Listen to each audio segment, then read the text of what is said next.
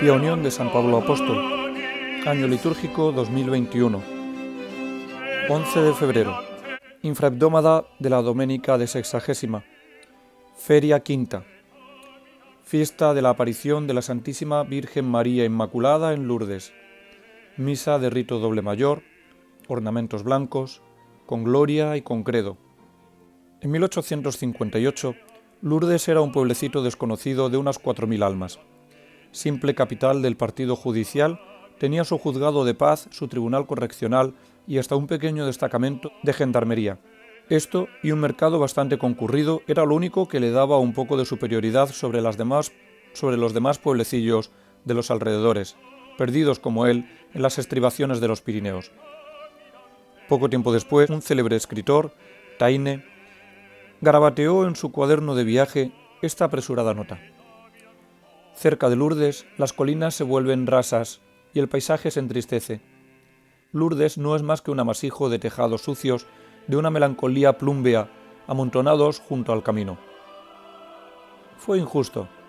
Hoy admiramos en Lourdes algo que no ha podido cambiar desde entonces: la belleza de su paisaje, el jugoso verde de las orillas del Gave, las perspectivas maravillosas de los Pirineos nevados, la airosa construcción del castillo dominando toda la villa, y hasta las callejuelas, empinadas algunas de ellas, no exentas de una cierta gracia pirenaica. Si el paisaje no ha cambiado, la población, en cambio, se ha transformado por completo. El pueblecillo, entonces ignorado, es hoy conocido en todo el mundo. Sin sombra de duda se puede asegurar que Lourdes es, de toda Europa, el punto por el que pasan un mayor número de personas. Es cierto que otros le superan en cuanto al arte de retenerlas mucho tiempo. El flujo y reflujo de Lourdes durante la época de las peregrinaciones no conoce descanso y es algo único e impresionante. De aquí el nacimiento de una nueva ciudad, la de los hoteles y las tiendas, que han venido a erigirse y casi a eclipsar la antigua. ¿Qué ha ocurrido? Algo increíble y sobre todo inesperado. Podemos conocerlo hasta en sus más insignificantes detalles. Una literatura inmensa, una legión de investigadores, una serie de procesos cuidadosamente elaborados nos permiten hoy saber cómo era el Lourdes de 1858. ¿Cuántos habitantes tenía? ¿En qué se ocupaban? ¿Qué actitud tomaron ante los acontecimientos? ¿Qué periódicos se leían? ¿Qué cartas se escribieron? Recientes están los descubrimientos de documentación que han acabado de arrojar completa luz sobre todo lo relacionado con las apariciones. No creemos que haya habido acontecimiento histórico sobre el que se conserve una documentación contemporánea tan abundante y tan exhaustiva. La historia la conoce todo el mundo. Había en Lourdes una pobre niña, analfabeta, que por su rudeza no había podido aprender el catecismo ni estaba aún en condiciones de hacer su primera comunión. Ni siquiera sabía hablar francés y tenía que expresarse en el dialecto de la región. Era hija de padres pobrísimos que atravesaban por aquellos días una situación de auténtica miseria, pero aunque pobre en las cosas materiales, era riquísima en las del espíritu, buena, humilde, caritativa, pura y sobre todo sincera. El testimonio de cuantos convivieron con ella a lo largo de su existencia es terminante sobre este punto. Antes y después de las apariciones, María Bernarda Subirú, que así se llamaba la niña, había dicho siempre la verdad, con la sinceridad más plena. Un 11 de febrero, cuando ella llevaba escasamente 15 días en Lourdes, a su regreso de Bartres, donde había estado haciendo de pastorcita, salió en busca de leña y de huesos, en compañía de una hermana suya y de una amiguita. Estaba en una pequeña isla, formada por el Gave y el canal que en él desemboca. Sus compañeras la habían dejado sola. Era el mediodía. Oyó un fragor como de tempestad. Dirigió su vista hacia una concavidad que había en la roca por encima de ella y la encontró ocupada por una jovencita de su misma estatura, de rostro angelical, vestida de blanco, ceñida por una banda azul, cubierta con un velo, que tenía un hermoso rosario entre las manos. Había comenzado una serie de 18 apariciones que sucederían durante los días siguientes con algunos intervalos hasta terminar el 16 de julio. Durante esa temporada, las autoridades estarían alerta, el pueblo dividido, el clero en un silencio total y más bien reticente. Sospechas que humanamente podían considerarse fundadas habrían de envolver a la niña. Era mucha la miseria que había en casa de los Subirú, para que se pudiera excluir la hipótesis de que acaso se estuviera buscando una solución a tan trágica coyuntura económica. María Bernarda sufrió con paz celestial y sin inmutarse toda clase de pruebas, ya sea el procurador imperial, ya el comisario de policía, ya el párroco, ya los visitantes. A todos contestará con absoluta serenidad y paz, repitiendo exactamente las mismas expresiones. En vano los visitantes buscarán con habilidad la manera de sorprender su buena fe. Ella se mantendrá firme, dando testimonio de la verdad de lo que ha visto. Cuando los alrededores de la gruta estén rebosantes de público y la aparición no se produzca, ella dirá con toda serenidad que nada ha visto. Cuando le amenacen para que calle, ella continuará diciendo siempre que ha sido verdad la aparición. Será testigo de la verdad, sin conocer un instante de vacilación, ni un desfallecimiento. El párroco ha pedido una señal del cielo. Quisiera que floreciese el rosal que está junto a la gruta. La aparición no ha querido que fuese así, pero se va a producir un acontecimiento con el que nadie contaba. A lo largo de una aparición extraña, que decepciona al público, mientras Bernardita prueba unas hierbas no comestibles y araña la tierra, ésta se abre bajo sus dedos y brota una fuente. El público se marcha decepcionado. Hay críticas. Más de uno siente vacilar sus anteriores convicciones favorables a la aparición. Y sin embargo, aquel jueves, 25 de febrero, será decisivo para la historia de Lourdes. La fuente continuará brotando para no secarse ya jamás. Muy pronto, ese agua comienza a ser instrumento de maravillosas curaciones, y el rumor de esas curaciones empezará a atraer las muchedumbres a Lourdes, que tampoco faltarán ya jamás. La aparición ha dado a la niña un encargo concreto: decir al clero que han de edificar una capilla y que se ha de ir en procesión. El cura de Lourdes se ha mostrado severo, no puede creer en semejante encargo sin más ni más. Por otra parte, la aparición no ha dicho todavía su nombre. Es lo menos que puede exigírsele. Y un día, el de la Anunciación, el 25 de marzo, lo dice: «Yo soy la Inmaculada Concepción». La niña no sabe lo que significa aquello. Es más, las primeras veces que cuenta lo que ha ocurrido, pronuncia mal la palabra Concepción, hasta que las hermanas del Hospicio de Lourdes la corrigen y le enseñan a decirlo bien. No importa. Esta misma ignorancia suya será una de las pruebas de que no se trata de nada que haya sido fingido. Ahora ya sabe quién se aparece: la Santísima Virgen, a quien poco tiempo antes el Papa ha declarado solemnemente libre de pecado original desde el mismo instante de su concepción. Esta serie de apariciones se va a cerrar rápidamente. El 7 de abril, 12 días después de la Anunciación, tiene lugar la 17ª aparición, y el 16 de julio, fiesta de la Virgen del Carmen, la 18ª. Bernardita no volverá a ver a la Santísima Virgen mientras esté en la tierra. El demonio no podía contemplar lo que estaba sucediendo sin intentar algo por desacreditarlo. Ya en una de las primeras apariciones, exactamente en la cuarta, unos diabólicos aullidos fueron apagados instantáneamente por una mirada severa de la Santísima Virgen. Era solo el comienzo. Poco tiempo después, una epidemia de visionarios se produce en la pequeña ciudad pirenaica. Ahora son unas mujeres que dicen haber visto extrañas apariciones, luego unos niños momentáneamente delirantes y posesos. Más tarde, extravagantes hombres que aparecen como portadores de extraños mensajes y tienen que ser retirados por alucinados. Es cierto que nunca tan sacrílegas mascaradas llegan a poder utilizar la misma gruta, pero sus alrededores son manchados con esta clase de manifestaciones. Es notable el contraste con la serena majestad, con la humildad y dulzura de Santa Bernardita. Es tal que puede decirse que esta clase de manifestaciones, lejos de servir para oscurecer su gloria, sirvió por contraste para enaltecerla más y más. La diferencia entre la única vidente verdadera y las burdas falsificaciones diabólicas apareció siempre manifiesta y clara. Con todo, no iba a ser fácil la realización de lo que la Virgen había pedido. Durante no poco tiempo la gruta misma iba a estar cerrada y el acceso a la misma prohibido.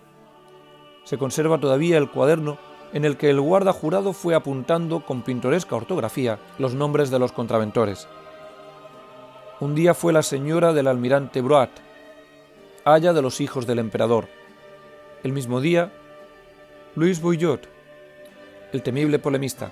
Estas visitas producen una cierta emoción en la ciudad, hasta que por orden del emperador Napoleón III desaparecen las barreras y se decreta de nuevo que el acceso a la gruta sea enteramente libre. Fue un día de inmensa alegría en Lourdes. Pero ¿hasta qué punto se podía hablar de apariciones verdaderas? El obispo de Tarbes había mantenido hasta entonces una actitud sumamente prudente. Casi al mismo tiempo que se decretaba la libertad para ir a la gruta, Monseñor Laurens daba por su parte otro decreto constituyendo una comisión de información sobre los hechos ocurridos en Massabielle. La comisión comenzaba inmediatamente de manera concienzuda sus informaciones. Estas habrían de tardar más de 2 años. Por fin entregaba sus conclusiones al señor obispo.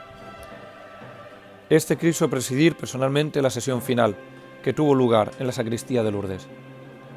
La asamblea era impresionante. En torno al señor obispo, todas las personalidades que formaban parte de la comisión. En medio, Santa Bernardita, tocada con su capuchón, calzada con zuecos, hablaba con absoluta sencillez, pero con una autoridad sorprendente. Sobre todo, como siempre solía ocurrir, cuando llegó el momento en que reprodujo el gesto de la Virgen, juntó sus manos, alzó su mirada y dijo: «Yo soy la Inmaculada Concepción», y apareció envuelta de una gracia tan celestial que un escalofrío circuló por toda la reunión. El anciano obispo sintió cómo se le humedecían sus mejillas y 2 gruesas lágrimas resbalaron por su rostro. Apenas salió la niña, exclamó movido por la emoción: «¿Han visto ustedes esta niña?». Solo faltaba proclamar la verdad. El sábado 18 de enero de 1862, el obispo firmaba la carta pastoral con el juicio sobre la aparición que tuvo lugar en la gruta de Lourdes. Después de haber expuesto los antecedentes, declaraba con toda solemnidad: «Juzgamos que la Inmaculada Virgen María, Madre de Dios, se apareció realmente a Bernardeta Soubirous el 11 de febrero de 1858 y días siguientes, en número de 18 veces, en la gruta de Massabielle, cerca de la ciudad de Lourdes. Que tal aparición contiene todas las características de la verdad y que los fieles pueden creerla por cierto. Para conformarnos con la voluntad de la Santísima Virgen, repetidas veces manifestada en su aparición, nos proponemos levantar un santuario en los terrenos de la gruta».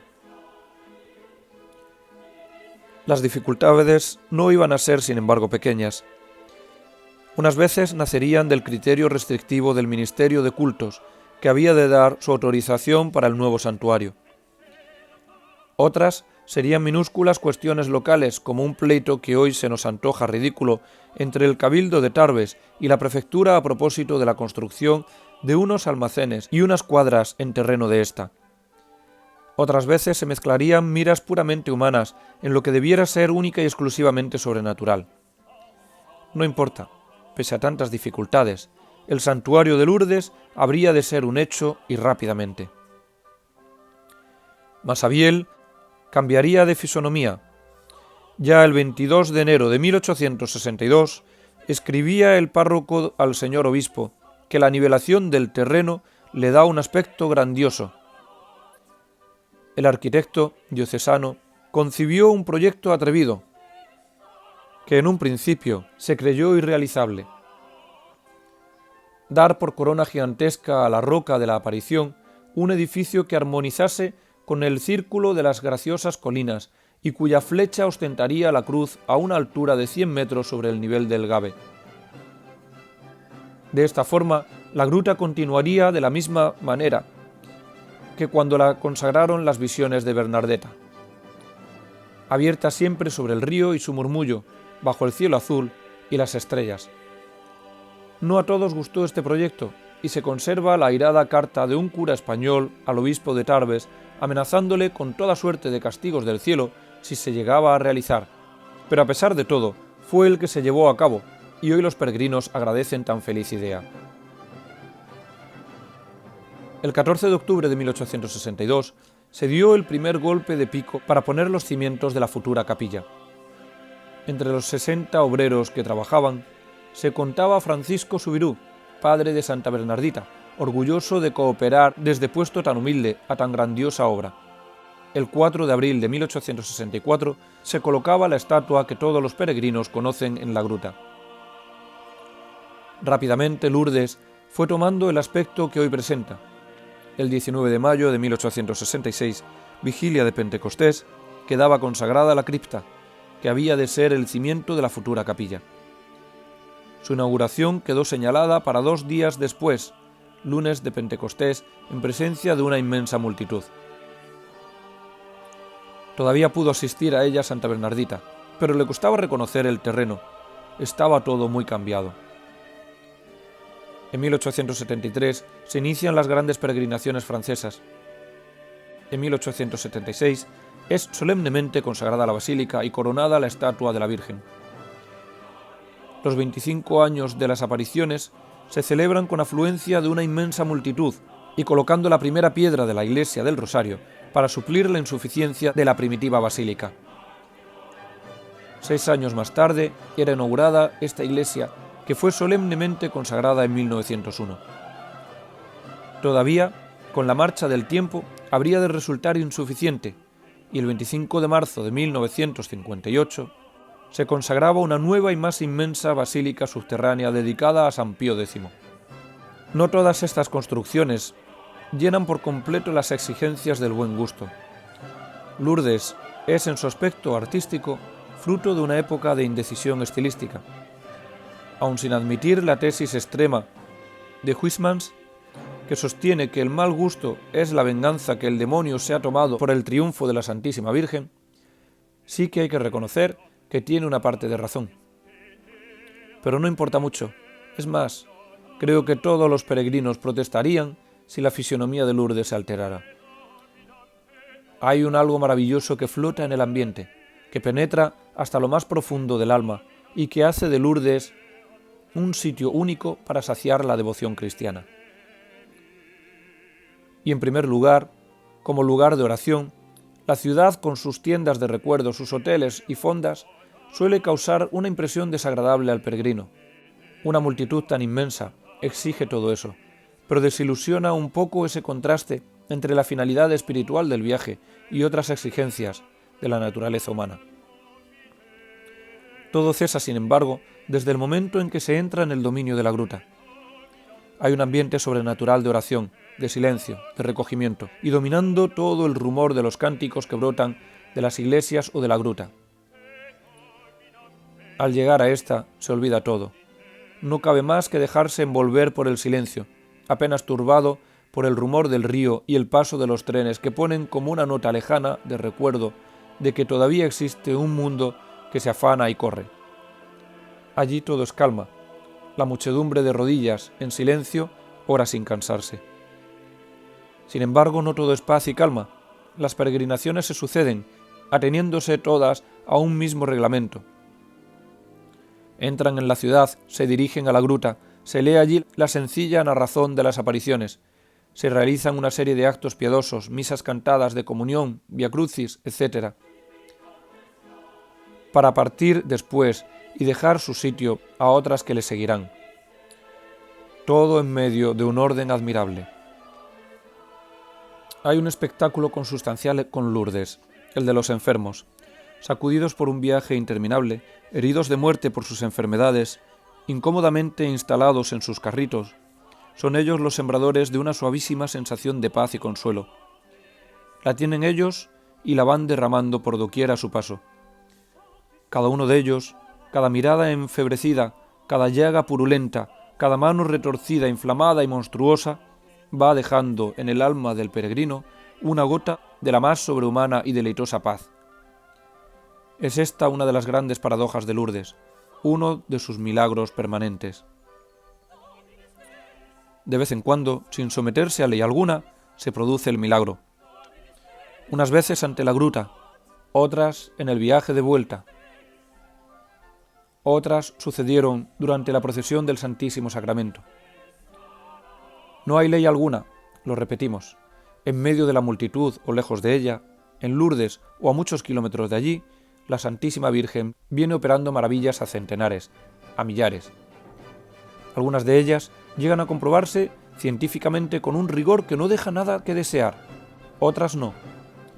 El alivio que ha recibido el enfermo o su curación no podrán comprobarse porque no había lesión orgánica o por falta de datos previos.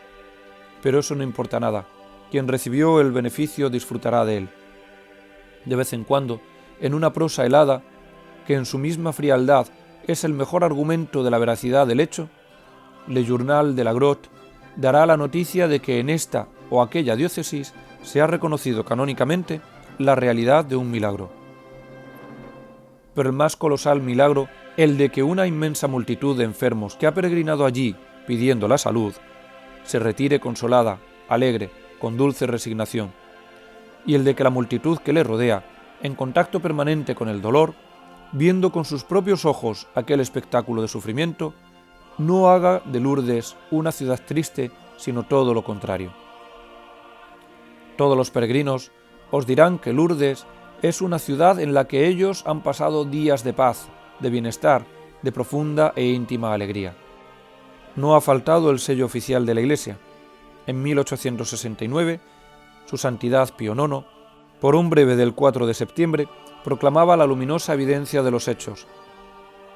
El Papa León XIII autorizó un oficio especial y una misa en memoria de la aparición que San Pío X, su sucesor, extendió por decreto el 13 de noviembre de 1907 a la Iglesia Universal. Todos los romanos pontífices han rivalizado en dar muestras de benevolencia a este santuario mariano.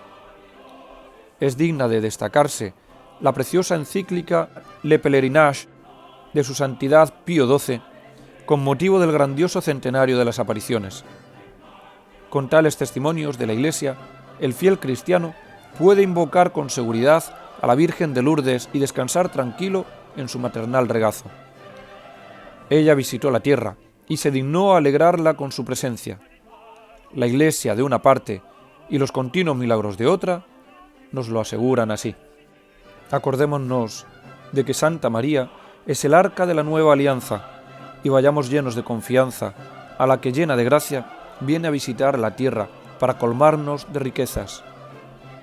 Y defendamos con todo nuestro ser que María Santísima es inmaculada desde el momento de su concepción.